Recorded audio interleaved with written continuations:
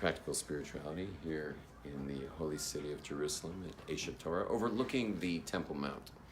Today we're discussing our third installation of the subject of how do we find our special purpose. So just to review a little bit, to catch you all back up to speed, find your special purpose, because I think everyone wants to know their special purpose, because then you don't have to be afraid of death, of dying. You don't have to be afraid of dying. People who are afraid of dying generally don't know what the hell they're doing here. And so they're just so scared of dying before they figured it out. Whereas people who do know what they're doing here and are busy doing it, well, you're doing good. And so when the time expires, you're all set. Yeah, because it's time to go. Yeah, you lived with purpose. You lived with purpose and you moved on. You know, and you're just kind of ready to go. And it also is very relaxing to know when if you're doing your purpose, you know that feeling where you're not sure you're supposed to be doing what you're doing? So if you actually are living your purpose, you don't have to have that feeling. You're definitely doing what you're doing. And the other thing, you never have to worry about money ever again. Because if you're doing your special purpose, well, you know, money's God's problem at this point, right? You're doing what you were brought here to do. So whether you got a bunch of money, you don't have so much money, you ain't got no money, it doesn't really matter, because you're doing what you came here to do, and you know you'll make good with what you got, and things are going to go well for you in general. And also things go well in general anyway when you're in the zone in life. You know, if you got to like convince someone of something and you're in your zone, it's much more likely they're going to say yes. If you're negotiating a salary and you're in the zone, you're much more likely going to get the salary you're negotiating. So it puts you in the zone to live your purpose. You're in the zone all the time. And majority of people don't know their special purpose, and that is because of, and I'll just review it real quick. Well, let's see if you students who've been here all week can tell me why most people have no idea what their special purpose is. Come on. Self-image, thank you very much. We got a star student over here. You get, I don't know what you get. You get double recess. Okay, so number one is self-image. Gotta get rid of that. Okay? Why do you gotta get rid of self-image? Because of the fear of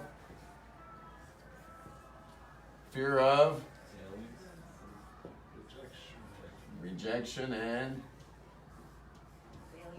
failure, right? Your self-image has caused you to be vigilant constantly of protecting your self-image. No one should poke a hole in it. Well, if you know your special purpose, now you got to go do it. Well, who says everyone's going to like that? And the answer is not everyone's going to like that. And the scary thing and the sad thing is, the closer they are to you, the more it bothers them. You'll notice when you find your special purpose, closer people are to you, the more it bothers them. Why can't you just be normal?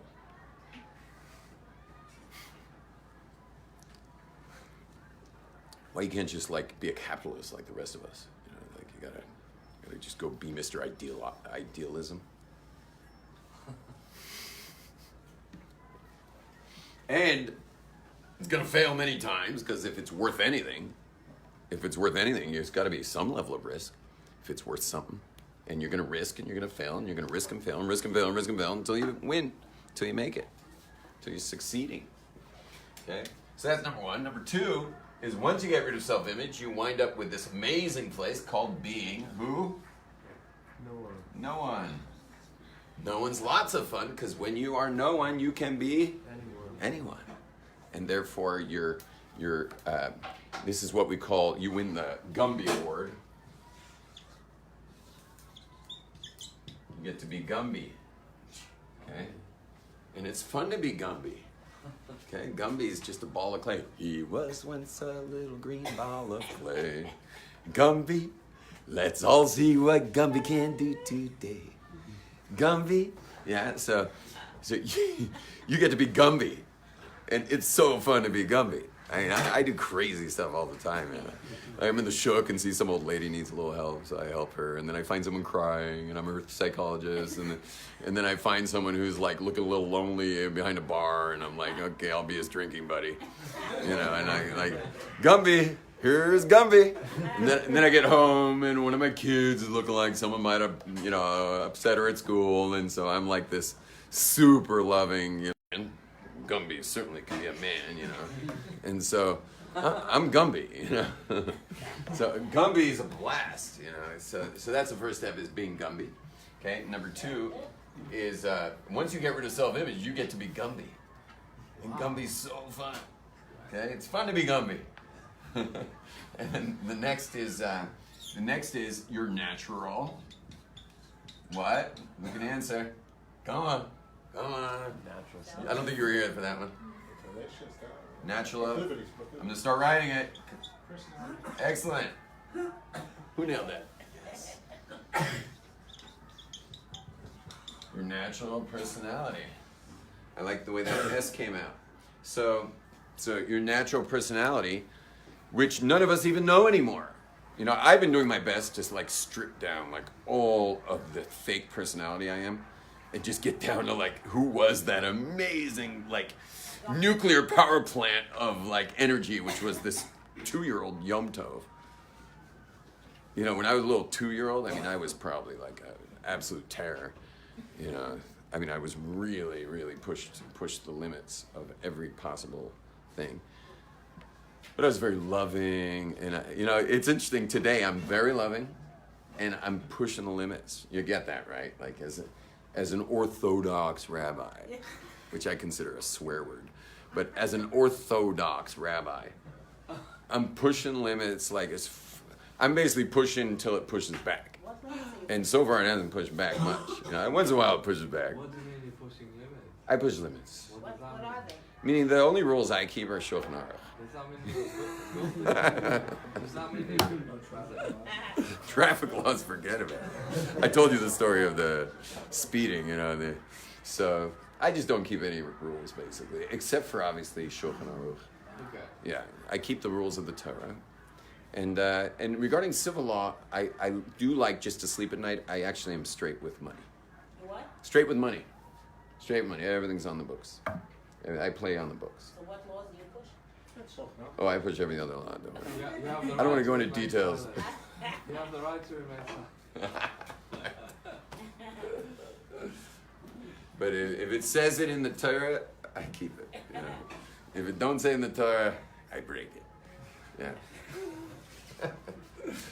Except for money. Money. Because you got to sleep at night. We all think we can make more somehow by, Yeah, not worth it. Not worth it. And you know what? You make a lot more when you're in the vibrational energy of clean. You make more. Why? Because you're not hiding anything, and you're not nervous, and you can properly market yourself in the world. You don't want to play that game where you don't want to get too big because you don't want to get too noticed. Don't play that game. Go really big and feel clean inside about yourself, and just you don't risk because you don't need to risk that. Don't risk that and wind up playing small, because people get your small playing. People get that vibration. They'd rather play with someone who likes to play big. So go above the table, take the hit from the taxes, and play big in your life, and be happy about it. And not to mention, I don't know how people feel about paying tax in America, but when you're paying taxes in Israel, besides female soldiers getting abortions on your dollar, I don't like that, but there's a lot of good things that our country does, and I'm very proud to give tax money towards that. I want my tax money going to, for example, the Israeli Defense Forces. I think that's a very worthy cause. We got something worth protecting, so why not pay taxes and help the country with the defense forces? And I certainly enjoy streets and street lamps and all those other things. Now, so anyway, you've got a natural personality inside of you, and that's going to be your ticket to ride. You got to get back to the inner child, the beautiful child. If I had a guitar, I'd play the beautiful child right now. But I ain't got no guitar. Should I WhatsApp Neckemeyer? Anyone have Neckemeyer's WhatsApp? Nobody here has Neckemeyer's WhatsApp. You have Neckemeyer's WhatsApp. Can you WhatsApp Neckemeyer? Have him ask him if he's willing to bring my guitar, which he uses every day.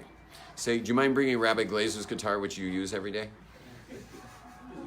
Please include those words. Okay? So, if he's busy, it's fine. How do you get to the natural? Natural personality. So I mean, this is going to sound like a shameless plug, but I can't even invite you. I started a seminar company 17 years ago to strip people down to their actual selves. And I started 17 years ago. It runs for about 24 hours, usually over 4 or 5 days, depending on the country. And I've got over 8,000 graduates, and it's really something uncanny what you can do. It's called thepossibleyou.org. What city do you live in? Flatbush. So I do run them in Brooklyn sometimes. What's it called?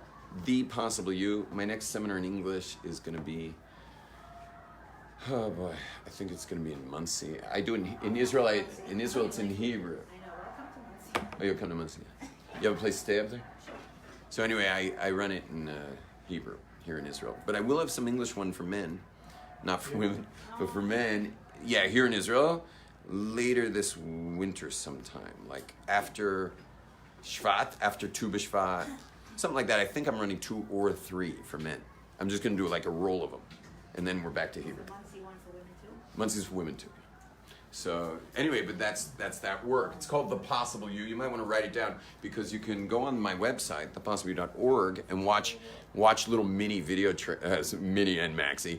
There's an hour and 50-minute one that's got like close to 10,000 views. That's like, I mean, just insane. It's just pretty crazy to watch that. Just watching that's pretty transformative. What? Thepossibleyou.org. Okay, moving on. The next thing you have is, what do we call kochos and nefesh yesterday? Your natural. We'll call it. Oh, we have natural personality. We'll stick with the word natural. Your natural strengths. How's that? Excellent. Your natural strengths. People actually have natural strengths. They have natural strengths. My natural strength is speech. Speech. My brain isn't great at thinking. My hands are terrible at building. My feet are like, I'm not clumsy, but I'm not great on my feet. I can't build anything. You know, I just don't do any of that stuff. It's a miracle I play guitar. You know, but I have a natural strength in my mouth, and I'm using it all the time, much to some people's chagrin. My favorite place to eat is a hot pastrami sandwich at the Beer Bazaar. But if I ever try to convince you that we should meet there, you'll be meeting with me and all of my best friends, which is every stranger there. They're my instant best friends every time I'm in the Beer Bazaar. So last night, my wife and I have a date night every Wednesday night. She's like, something like, I mean, I would never normally ask a wife where you want to go. You never ask your wife where you want to go. I mean, that's just like, you just ruined your date right there. Okay, she wants her knight in shining armor to sweep her off her feet. But how many men, you know, today's millennial, you know, girly men, you know, they get in the car and they're just like, so where do you want to go? You know, and she's just like, why don't you just take me back home? This date's over. Yeah. Be a man. Just take me out. So, anyway, what happened last night is it was really a question whether we were going out at all. It was almost 10. And so it was like, are we really going out? And you're like, should we go out? Should we not go out? And I'm like, she's like, well, you got to eat. And I'm like, yeah, let's go to Beer Bazaar. Let's go to Beer Bazaar. I'll get my pastrami sandwich. She's like, no. No, not there. Anyway, we got natural strength. We got natural. What? Oh, we went to. You're so interested. You're like a real groupie over here. Who do you think? I take Facebook pictures of my food. You know, we went to Natural Choice. It's a vegan restaurant. Yeah, a real manly restaurant over there. So.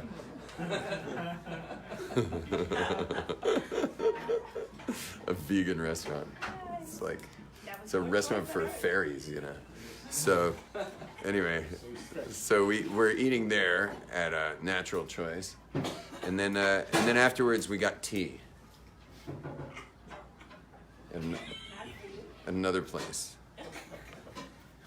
Like, I want a hot pastrami sandwich, man. I don't want to see like cashews in the middle of my curry pie, you know. And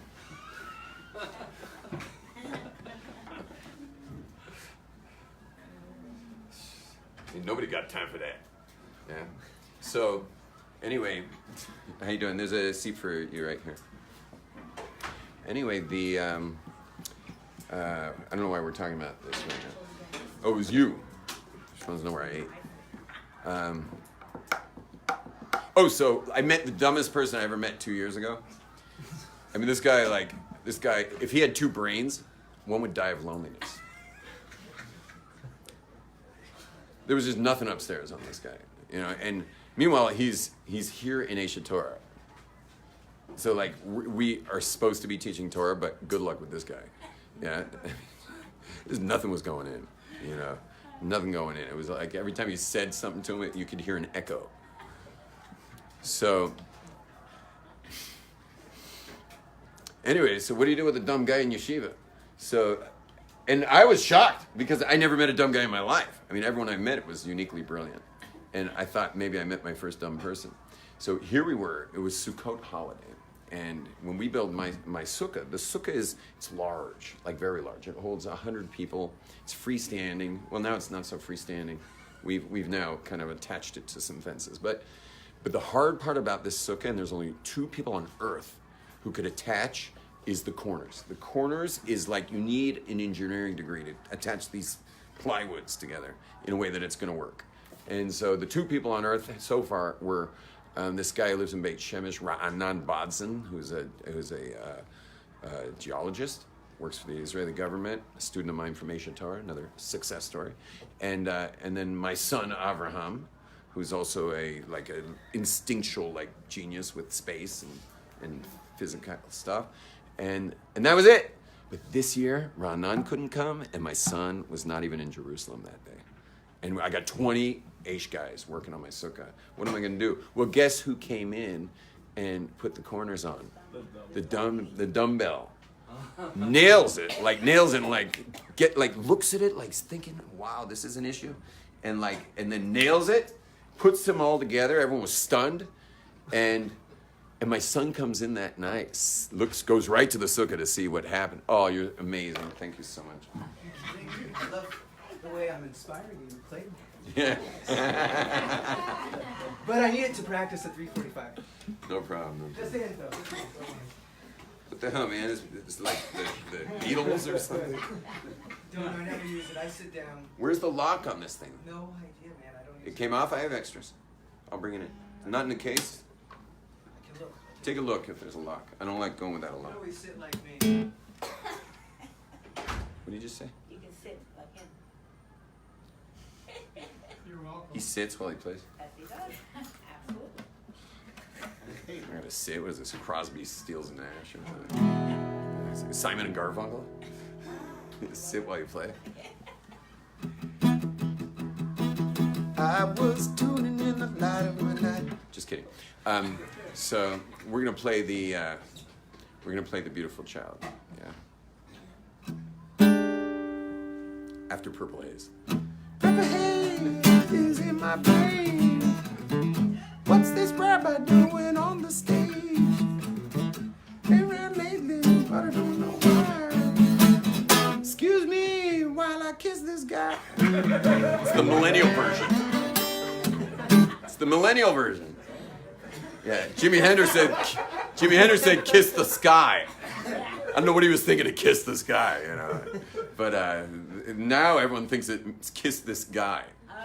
Yeah, it's the millennial version of Purple Haze.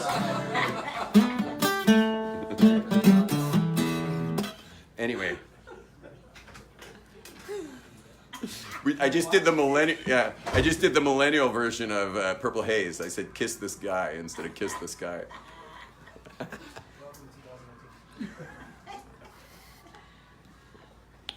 All right, here we go. So we're going to talk about how to get back to your natural personality. Okay. Oh, it's not tuned? I got it. Wait. If you're gonna do it, you gotta do it right. You know this, right?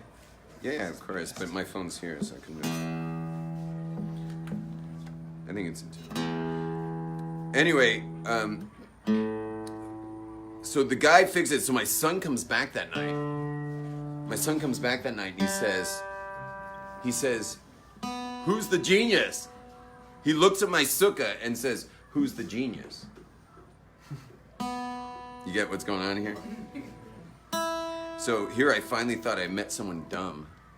And my son, who's a genius, is calling him the genius. So he may not be able to learn Torah, but boy, can he put a sukkah together. Okay, ready? So we're going to the beautiful child here. You be smart to close your eyes right now and just dream away at the child. You can close your eyes, fine. Go into a kind of a deep meditation on the beautiful child in you.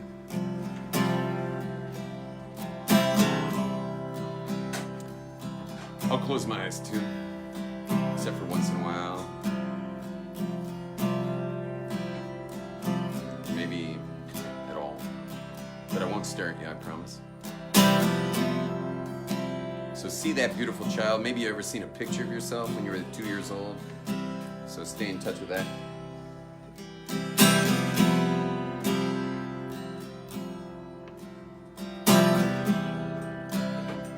And realize that you totally dropped an atom bomb on this kid.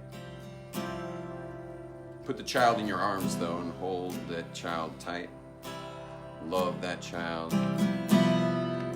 Apologize to that child for dropping a big atom bomb on that child by allowing yourself to believe all kinds of stuff about yourself. Every one of those thoughts about yourself. Thoughts like, I'm not good enough, or I'm not as good as someone else, or I'm not lovable, or not wanted, not cared for, I'm ugly, stupid, small, or weak, or worthless in some way. All those thoughts are spitting at God in his face. Because he created you out of his own image. He doesn't create garbage. So everything you ever thought about yourself, and all that you believed about yourself, any of those negative thoughts, just hold it in your hands and let it go. So make a fist in both hands, hold it in your hands, all those thoughts. Put all those thoughts actually in your right fist. And put all the personality moves you made that aren't really who you are, but all those moves you made to fight and flight, to survive those thoughts, put those in your left fist. Hold that in your hands real tight right now. Tighten your fists. Hold those fists tight. Start breathing in and out through your mouth. Realize how tough that was. Yeah, in and out, strong breath. Everything you ever thought about yourself's in your right hand. All that you believed in this personality band-aid you created for yourself to survive those thoughts is in your left fist. And now release your hands and just breathe. Take a smaller step. Take a deeper breath. Let your motor cool.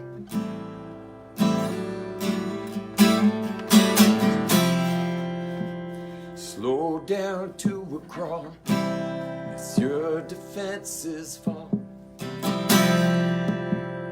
Feel your soul refuel. Everything you thought, close your fists. All that you believed about yourself, hold it in your hands and let it go. Let your hands go.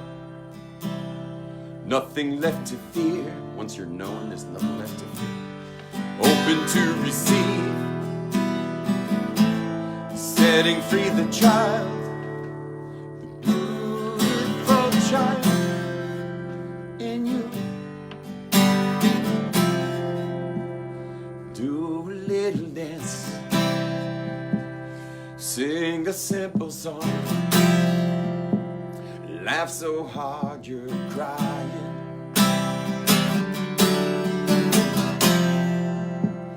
Chase a butterfly. Climb a mountainside.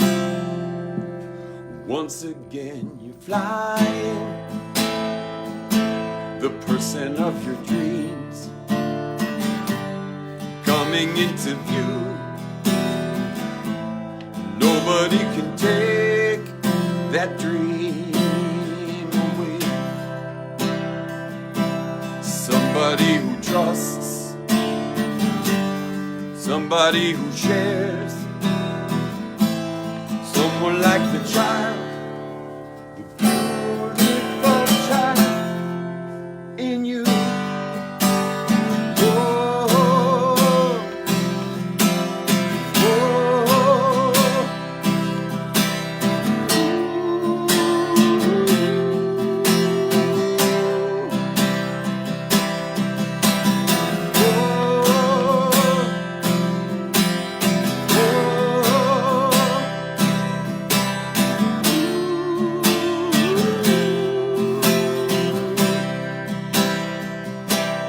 Everything you thought,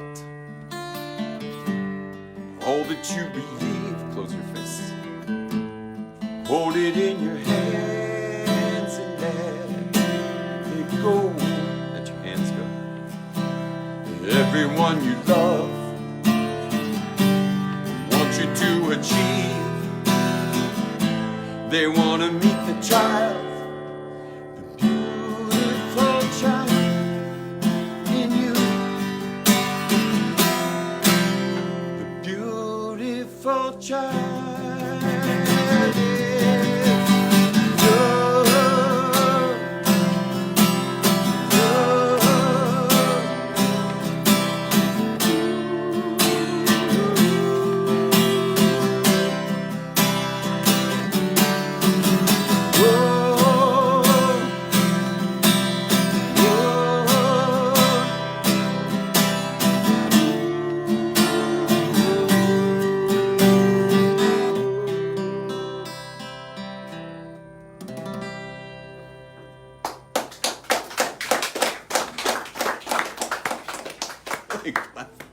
is You're allowed to clap for your songs, Rabbi Glick. No, they were in meditation.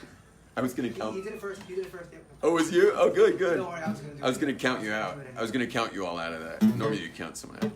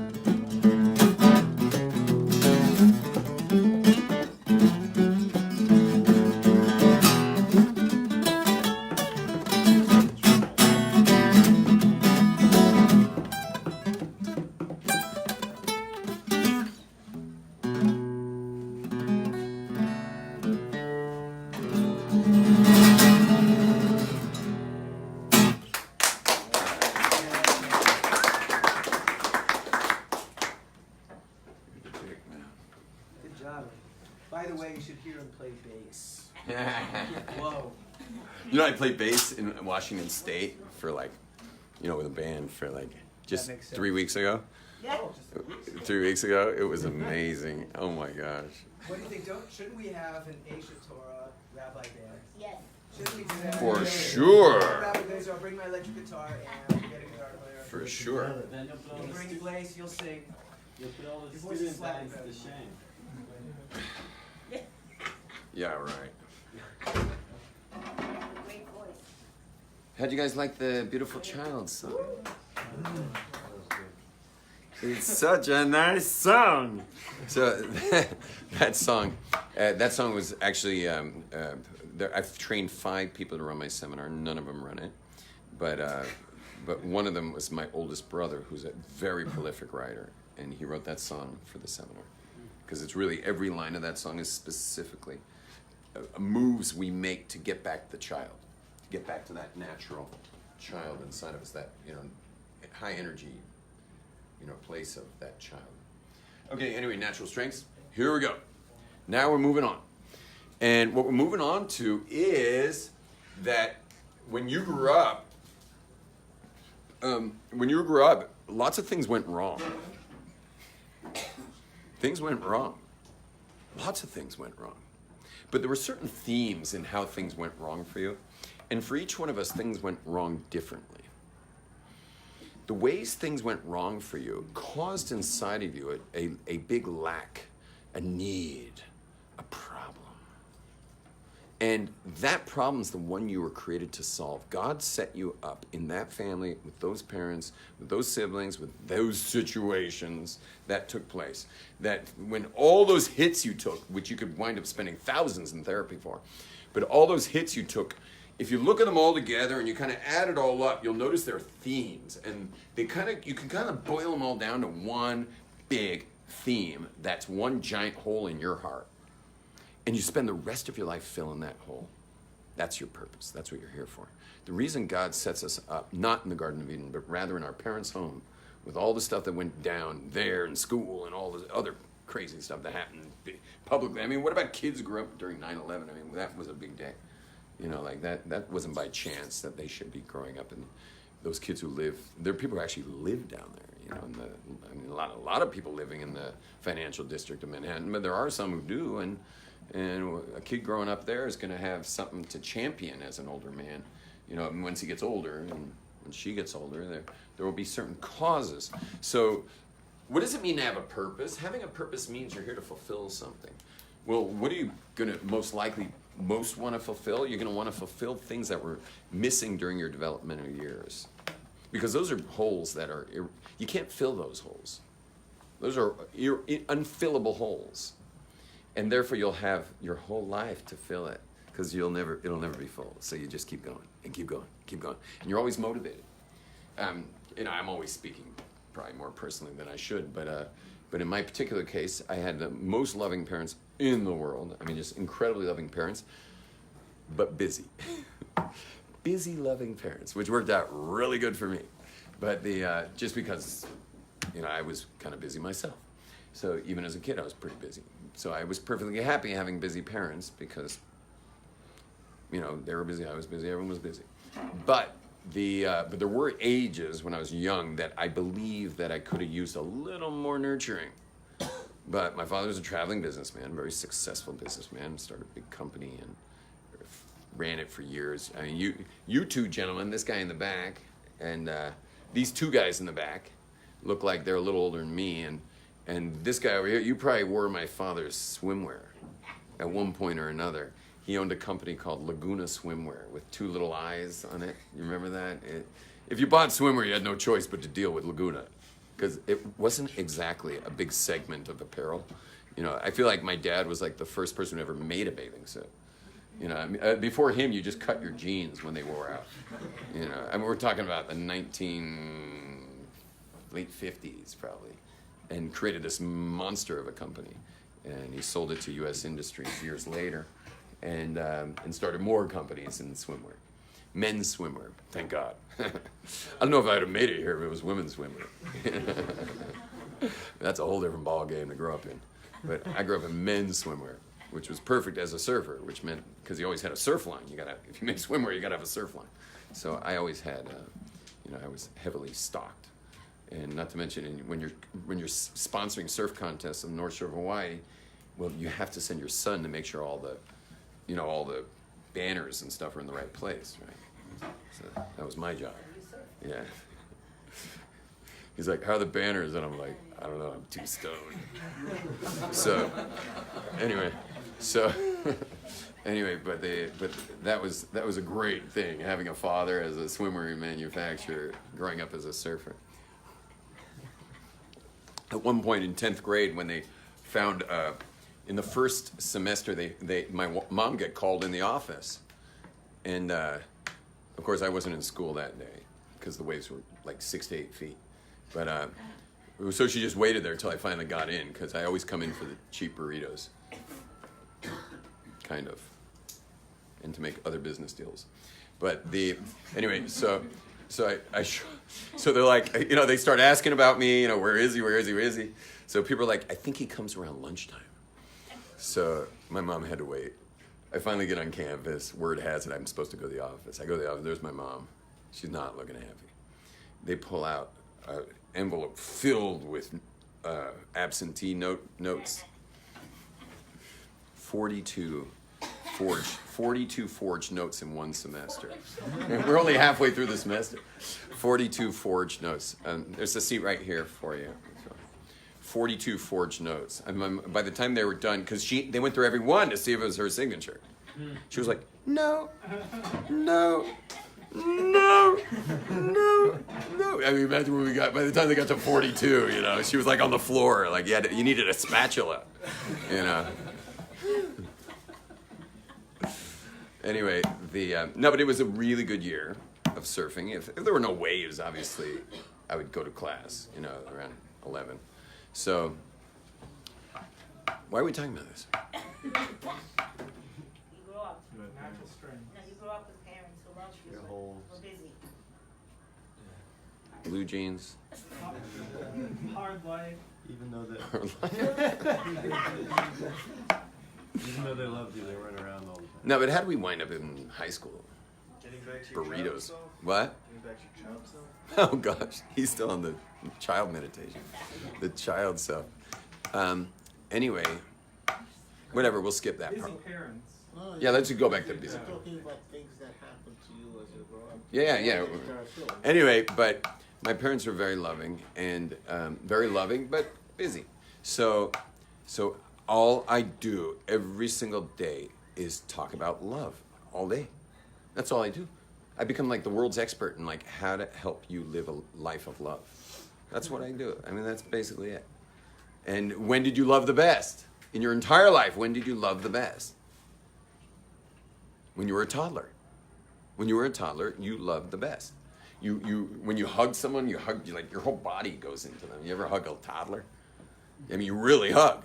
And you trust everybody because you just don't know what it is to be betrayed. So you just trust really everybody, which is part of the danger of toddlers. You got to keep an eye on them because they really would trust everybody. And they're obviously you can't love without trust.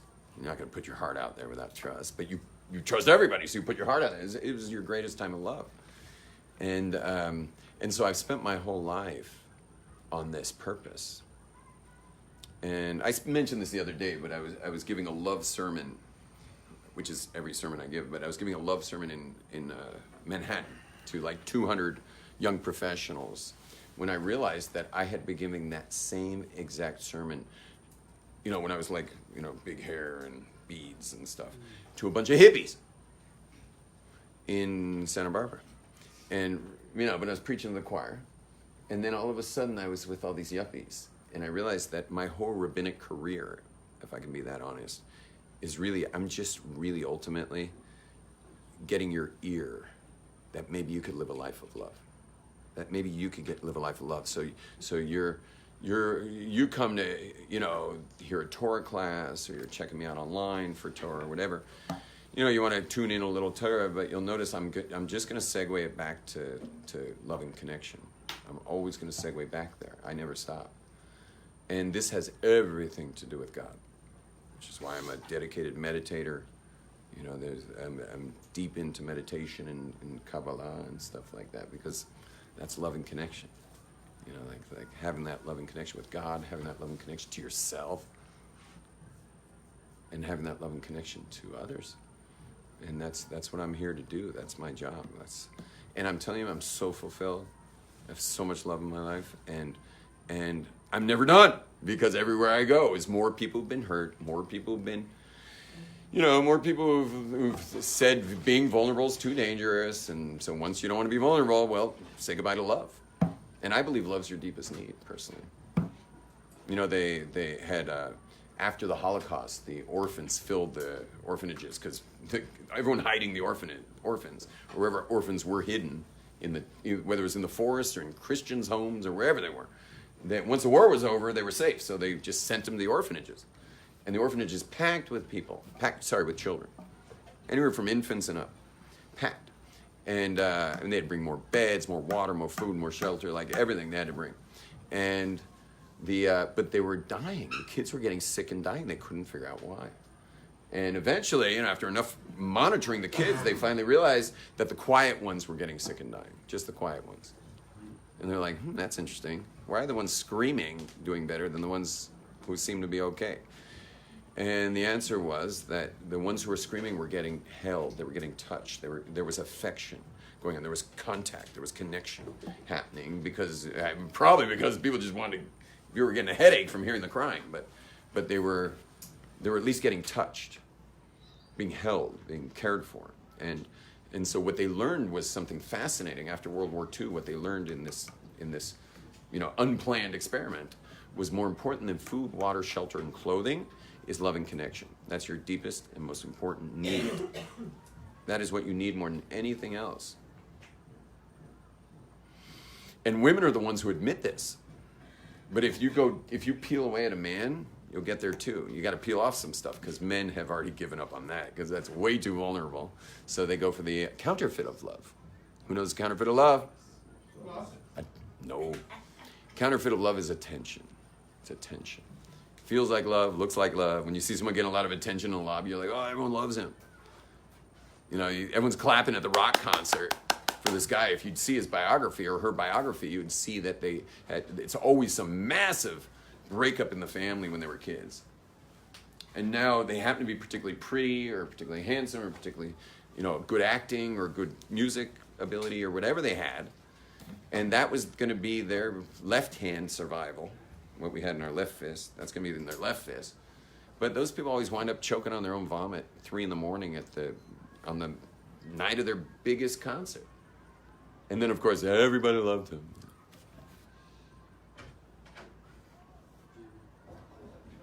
There's a great song by Joe Jackson about that called Tragic Story, I forget. Well, they say it's a tragic story. He just wasn't there one day. It's about that guy. Well, he went out in a blaze of glory. Now, of course, all the fans. And you and I just fade away. Oh, yeah. Boom, boom, doom, boom, boom. Johnny was a young boy. It's funny, my English name was Johnny. With nothing much but a certain kind of look in his eye. Boom, boom, boom, doom, boom, boom, boom. Anyway. They love Johnny. We love Johnny. But then Johnny just conveniently died. And tell me who is to blame for the way things turned out.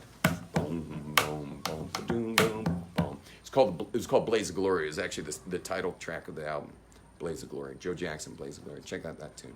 That's a good tune. And it talks all about us.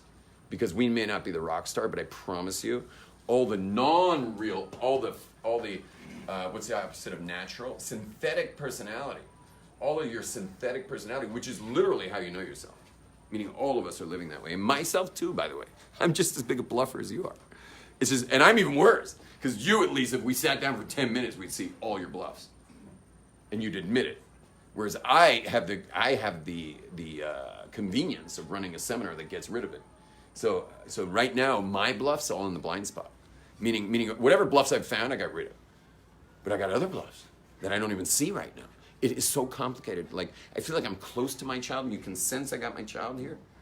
But I know there's more. I know there's more bluff in me. I know I still want you to like me, and I still want I want people to love me and stuff. Like, instead of just realizing I'm loved, which is the truth about every one of you, is you are loved. And it's amazing how you just don't get that. And all you do is use people, because until you love yourself, you ready for this one? Here's a powerful statement. This is going to be a rough one. Sorry about this in advance. Until you love yourself, all relationships are usury.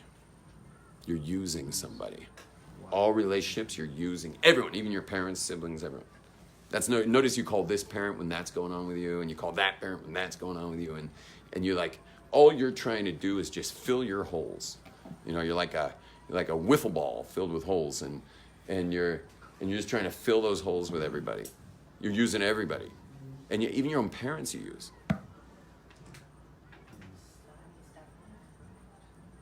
How do you stop doing it? No, it's not how you stop using them. How do you fill your holes?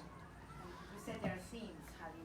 Yeah, so the way you fill your holes is it's a process that has to take place. It's not so simple, unfortunately, but there are various ways to do it. I work in one of those portals. I mean, there are people in the Amazon jungle who work with this too, but there you have to drink something, and you're going to be a bit out of town for the next 10 hours. But I don't. In my work, you don't have to ingest anything, but you do have to give me a lot of time over 4 days, and it takes time.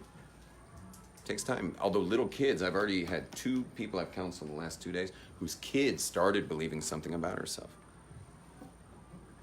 And kids are easier. Kids you can re-story pretty quick, but adults not so simple. Okay. Anyway, but you need that problem. So everyone, I want you to take a moment and think about your problem. What is your theme?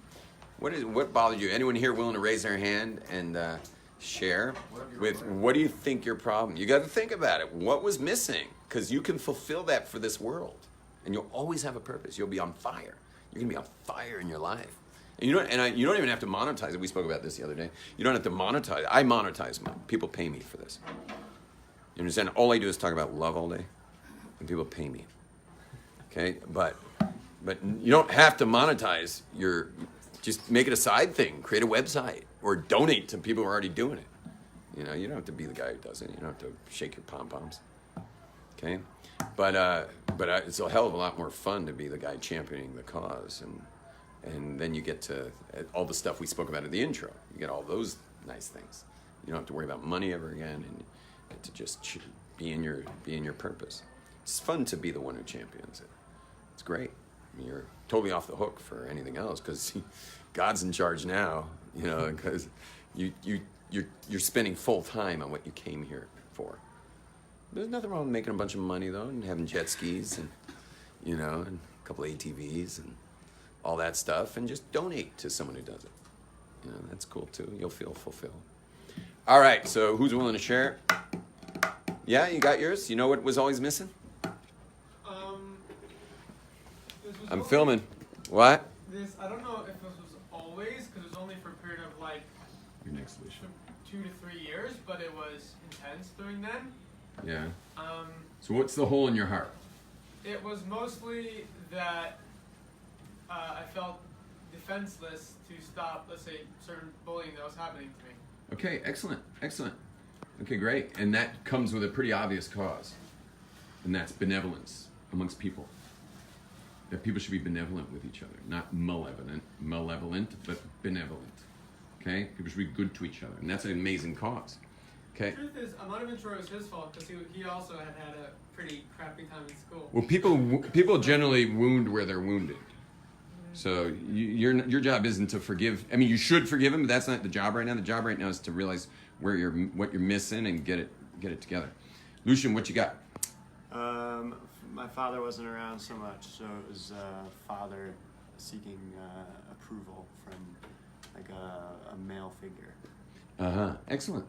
Excellent. Very good. So how you would apply all this stuff, meaning the no one and the, being that Gumby and the natural personality, you got to get to all that and figure out your natural strengths and then apply them to how you can be there, for people, how you can be there or train people in the importance of being there for one another when it comes to that father figure and all that it means, which includes approval, but many other things, not just approval. Yeah. There's many things that a father represents for a child. Okay, it's guidance mostly. Right. I think a father's even more important for guidance than approval. Yeah. Mentorship. Many people feel lost without a father. Right. Which can be a good thing if you're suddenly find yourself in Israel and learning Torah. You may not have made it here because you wouldn't have had that kind of lack of a compass. Yeah. True. So it's got God knows what he's doing. Yeah. There's no mistakes. Okay. One more person want to share? Yeah, please. Security. You didn't feel so secure. Okay, excellent. So you like safety-wise. Safety. I understand. Physical security. So great. You could run a security firm or something. Know to shoot a gun? I'm just kidding about running a security firm. But there's certainly plenty to contribute in the world for that. In the way of security. I mean, that's a huge thing. And you can even get even more creative and talk about trust. Because trust is, if you think about the thing that really is so painful about a lack of security is you can't really relax, right? And so how do you even relax into a relationship? See, I'm going back to love, but how do you relax into a relationship if you can't trust? But how do you, maybe your thing is all about, your thing is all about, it could be your thing is all about